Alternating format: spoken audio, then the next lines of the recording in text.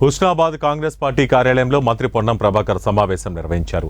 ఈ సందర్భంగా మంత్రి పొన్నం ప్రభాకర్ మాట్లాడుతూ ప్రతిపక్షాలు రైతాంగాన్ని తప్పుదోవ పట్టిస్తున్నాయని, రాష్ట్రంలో రైతాంగం ఆందోళన చెందవద్దని, రైతు రుణమాఫీ అందరికీ చేస్తామని మంత్రి స్పష్టం చేశారు. ఎవరికైనా రుణమాఫీ కాకపోతే మండల కార్యాలయాల్లో వ్యవసాయ అధికారులను కలిసి అప్లికేషన్ ఇవ్వాలని మంత్రి సూచించారు. హుస్నాబాద్ నియోజకవర్గంలో మొదటి దశలో ₹1,00,000 రుణమాఫీ 18,260 మందికి జరిగిందని, మొదటి దశలో 96,26 లక్షలు విడుదలయ్యాయని మంత్రి తెలిపారు. ఇప్పుడు మేము అక్కడ విగ్రహం దిగలే, ఎవరిని బాధ పెట్టలే.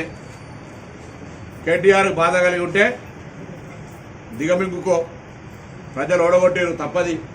మేము ఓడగొట్టినప్పుడు మాకు కూడా బాధ కలిగింది. మేము దిగమింగుకున్నాం 10 సంవత్సరాలు ప్రతిపక్షంలో, ఏది పడితే అది మాట్లాడలే, బాధ్యత వ్యవహరించడం. మీరు కూడా బాధ్యత గల ప్రతిపక్షంగా వ్యవహరించు.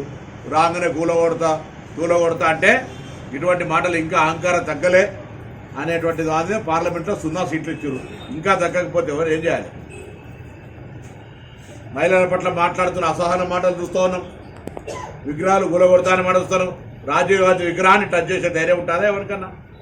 కాంగ్రెస్ అధికారం లేకపోతే కూడా, ఒకవేళ అధికారం లేకపోతే కూడా ఈ రాజీవ్ గాంధీ కొరకు దేశం కొరకు ప్రాణం చేసి ఏనా అవినీతి ఆరోపణలు జైలు ఉన్నాడా? వాళ్ళ కుటుంబ సభ్యుల్లాగా ప్రాణం పోయింది, ముక్క దొరకలే, కనీసం అమానత్వం కూడా లేకుండా ఆ విగ్రహం పట్ల మాట్లాడుతూ ఉన్నాం. ఒళ్ళు అన్ని దగ్గర పెట్టుకోమని కోరుతా ఉన్నాం. ఏది పడితే అది మాట్లాడితే నడవదు.